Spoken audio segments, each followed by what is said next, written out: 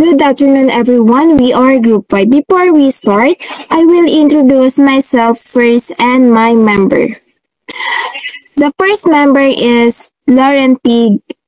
Gabriel, Mark Lander, P. Navarro, John Bright Palacis, and Riley Punsolan. And the girls, Kyle Aquino, me, Sheila May Villanueva, and then Annabelle Tolentino and Micaela Serrano. So before we start our main topic, let's define what is our learning objectives. Our learning objectives first is define the term of Global South. B, differentiate the Global South from the Third World. And then last is analyze how the new conception of global relation emerged from the experience of the Latin American countries. So let's start. Before we start to the main topic, the Global South, let's define what is global division. Yung global division po, ito po yung pagkakahati-hati o pagkakaiba ng mundo na ginagalawan. Para lalo po nating mas maunawaan, magbibigay po ako ng halimbawa. So, the ability to buy Starbucks products and living in a sheltered life describe the division and differences that existing in the people in a society. So, ang pinapakita po dito yung pagkakahati-hati ng mga tao na nakaka-afford po ng Starbucks kung saan mas umuunlad po yung tao na nakaka-afford po nito. And then, yung shanty life po, ito po yung mga nakatira po sa mga barong-barong. O ito po yung mga tao na mahirap na mas lalo pong naghihirap. Sa madaling salita po, ang global division, ito po yung kung paano hindi pantay-pantay ang pag-unlad ng tao. Yung mayaman po, mas lalong yumayaman. At yung maunlad po, mas lalong umunlad. And then yung mahirap po, mas lalo po silang naghihirap. So, what is Global South? Ito po yung isa pong metaphor o simbolismo na salita na ibig sabihin po nito ay hindi pantay na kalagayan o pagkakaiba sa pagitan ng mga bansa. Pati na rin po ang hindi ganap na kaunlaran. Sa madaling salita po, ang Global South po, ito po yung dinedevelop pa lang pong lugar. So, para mas lalo natin maunawaan, i-differentiate po natin siya sa Global North and Global South. So, ang Global North po, ito po yung mga well-developed po or mga industrialized na lugar or mayayaman lugar po. And yung Global South po, ito po yung mga dinedevelop pa lang po mga bansa. So, ang example po nito is yung Global North. Yung example po ng Global North is yung mga lugar ng Canada, UK, Japan, and Germany, and Italy po. Then, sa Global South naman po ay Philippines. So, according to some anti-globalization critics po, ang pangunahing negatibong epekto po ng neoliberalism po, ito po yung nadudulot ng kaguluhan at hindi pantay-pantay na pamumuhay na makikita po sa mga shanty or ito po yung mga nakatira po sa mga barong-barong. Sinasabi po ng mga kritiko na ang bansa sa Global South po, tulad na lang po ng bahagi ng Asia, Africa at Gitnang Silangan at Timog Amerika po, ay nagiging biktima ng economy hindi pagkabantay-pantay. Halimbawa na lamang, ang pamamalakad po ng IMF bukod pa rito ang kolonyalismo at imperialismo po, ay malaki rin ang mayambag sa problema ito. So dahil po dito, mas marami daw pong may hirap na taong naninirahan sa estado sa Global South. So, di ba nga po ang Global South po, ito po yung mga lugar na dinadevelop o medyo may hirap po mga bansa. At maraming pamahalaan po yung sa bansang ito naninirahan sa demokratisa po ang kanilang bansa para matugunan ang pangangailangan ng mga mamamayan po. And then, ito din po ay dahil may kapangyarihan ang mga external power na sirain o manipulahin ang kanilang hangganan o soberanya po. So, the next reporter po is Miss Annabelle Tolentino po.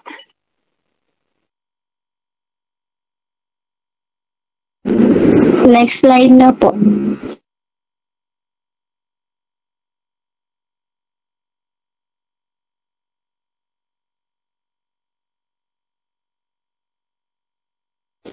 This is the difference between the global north and the south and the global south in three aspects: education, technology, and politics. In the global north, education is well founded. School have modern classroom, libraries, and updated learning materials. While sa atin naman, global south, maraming paaralan ng kulang sa mga kagamitan. Tapos school are often crowded and lack basic resources. Like dito sa BTEC, kulang sa kulang sa room kaya nag-online class lang tayo. Countries in the global north are very advanced in technology naman. They have fast internet, use modern devices, and lead in the innovations. Like yung sa Japan nga, di ba, sila sa global north yung Japan. Tapos yung nila, technology nila. Tawag dito, maano na sila sa technology. While yung global south naman, which is yung sa Philippines, may mga mabagal na internet at kulang sa mga makabagong kagamitan. While cities like Manila and Cebu are improving while many provinces still don't have equal access. And sa politika naman, the global north usually has stable governments with strong laws and democratic system. Citizens are more involved in political decisions, and the government is more transparent and accountable. While dito naman sa global south, maraming bansa ang may problema sa corruption. Like ito nga yung nabalita, yung sa may tawag dito sa Baliwag. Magkano yung pero wala namang nagawa. Ayun yung isang corruption kaya hindi umaangat ang global south.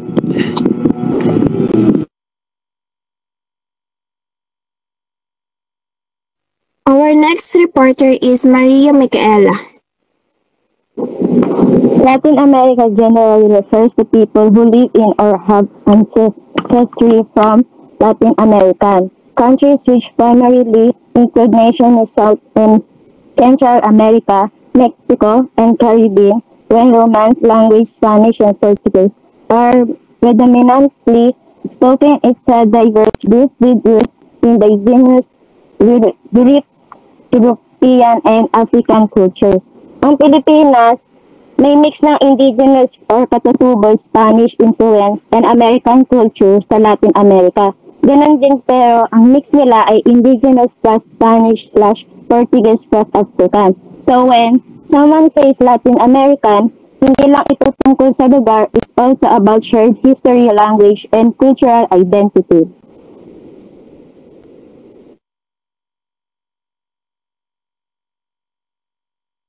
Now, our next reporter is Mark Lander Navarro. Third world countries. Originally a term used during the Cold War, refers to countries that were not aligned with either in Western Bloc, NATO and allies. For the Eastern Bloc, Soviet Union and allies, or time to the term, came to the associate with developing countries that faced economic struggles, political stability, and low standard living. So ano nga ba talagang third world countries? Ang third world countries ay isang termino ng unang ginagamit noong panahong Cold War upang ilarawan ng mga bansang hindi bahagi ng Western Bloc. First world, gaya ng United States at mga kaalyado nito, o ng Eastern Bloc. Second world, gaya ng Soviet Union at mga kaalyado nito. Sa madaling salita, ang third world country ay tumutukoy noong sa mga hindi aligned o natural na bansa. Ngunit habang tumatagal, nagbabago ang kahulugan ng third world countries. Sa kasalukuyan, mas ginagamit ito upang ilarawan.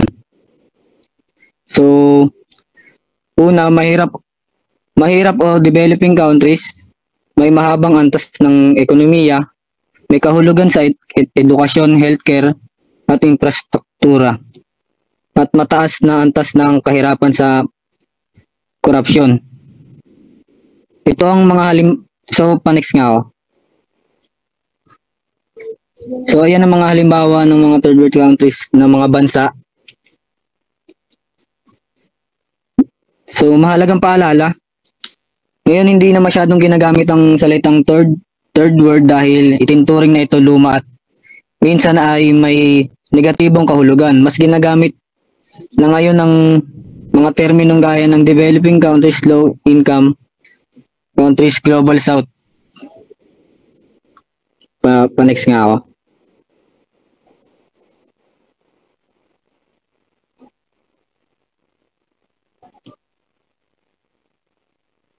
So, characteristic of often associated with third world countries. So, low GDP per capital. So, ang sinasabi dito, mahaba ang kita ng bawat tao sa bansa, hindi sapat ang kabuuan kita ng bansa kung kukumpara sa dami ng populasyon. So, number 2, high property rates. So, sinasabi dito, maraming tao ang walang sapat na pera para matulungan ang kanilang pangunahing pangangailangan tulad ng pagkain, tirahan at damit. Limited access to healthcare and education. Maraming mamamayan ang walang maayos na serbisyong medikal o edukasyon, kulang sa ospital, paaralan, guro, doktor at iba pang silid. Political instability or weak governance.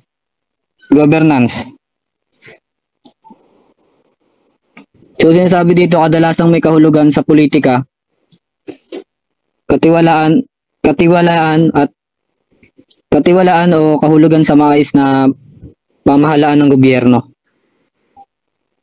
And last, economy depending or agriculture or raw materials. Sinasabi dito, di gaano detalyado, ang kadalasan ay nakadepende lang sa pagsasaka, pagmimina o pag-export ng hilaw ng materyales. So our last reporter is Laurent P. Gabriel. The Global South, a contemporary concept encompassing regions with lower socioeconomic development, contrasts the Third World, which emerged during the Cold War, emphasizing historical, power dynamics, and globalization processes. Ano nga ba ang Global South? Ito yung tumutukoy sa kasalukuyang hindi pagkakapantay-pantay ng ekonomiya natin, tas yung lipunan. At yung Third World naman yung tinatawag natin noong Cold War. Nakatuon lagi sa political at pagkakahati-hati ng tunggalian ng kapangyarihan sa Pilipinas. Tapos